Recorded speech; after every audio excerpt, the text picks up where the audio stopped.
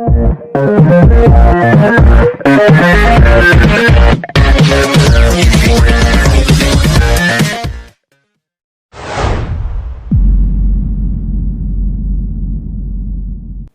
Respublikasining 2021-yil 30-dekabr kuni 2022-yil uchun O'zbekiston Respublikasining davlat budjeti to'g'risidagi 742-son qonuni qabul qilinib, unda 2022-yilda undiriladigan ayrim to'lov stavkalariga o'zgartirishlar kiritildi. Shu bilan birga O'zbekiston Respublikasining 2021-yil 29-dekabr kuni O'zbekiston Respublikasining Soliq kodeksiga o'zgartirish va qo'shimchalar kiritish to'g'risidagi 741-son qonuni ham qabul qilinib, Soliq kodeksining 460-moddasiga o'zgartirish va qo'shimchalar kiritildi.